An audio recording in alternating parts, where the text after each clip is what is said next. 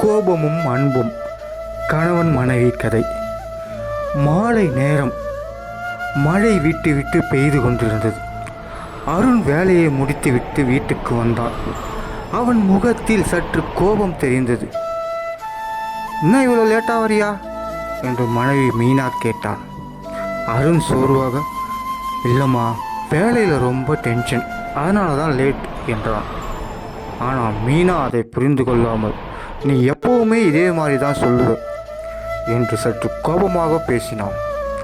அதை கேட்டதும் அருணுக்கு கோபம் வந்துவிட்டது. நான் எவ்வளோ கஷ்டப்பட்டு வேலை பண்ணுறேன்னு உனக்கு தெரியாது என்று சத்தமாக சொன்னான். அந்த வார்த்தை மீனாவின் மனசை காயப்படுத்தியது. அவள் அமைதியாக சமையலறைக்குள் சென்றால் கண்ணீரோடு.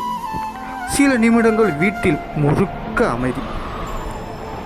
அருண் ஹாலில் அமர்ந்தபடியே சிந்தித்து கொண்டிருந்தான்.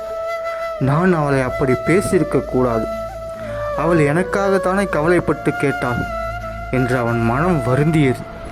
சிறிது நேரம் கழித்து அவன் சமையலறைக்குள் சென்றான். மீனா அமைதியாக சாப்பாடு பரிமாறிக்கொண்டிருந்தாள். அருண் மெதுவாக, மீனா, கொஞ்சம் சோர்வு, அதான் உன்கிட்ட கோபமாக பேசிட்டேன், மன்னிச்சிடு என்றான். மீனா அவனை பார்த்தாள். கண்களில் இன்னும் கண்ணீர் இருந்தது. ஆனால் அந்த வார்த்தை அவளுடைய மனதை மெதுவாக உருகச் செய்தது. நானும் அவசரமாக பேசிட்டேன், நீ கஷ்டப்பட்டு வேலை பண்ணுறேன்னு எனக்கு தெரியும் என்றாள். அருண் சிரித்தான். அவள் கையை மெதுவாக பிடித்தான். கோபம் வரலாம், ஆனால் நம்ம அன்பு அதைவிட பெரியதில்லையா என்றான். மீனா சிரித்தாள். அந்த மழை இரவில் கோபம் மெதுவாக கரைந்தது. அன்பு மட்டும் அந்த வீட்டை முழுவதும் நிரப்பியது.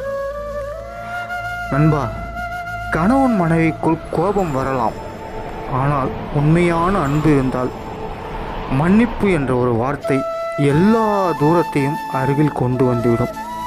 நன்றி, வணக்கம்.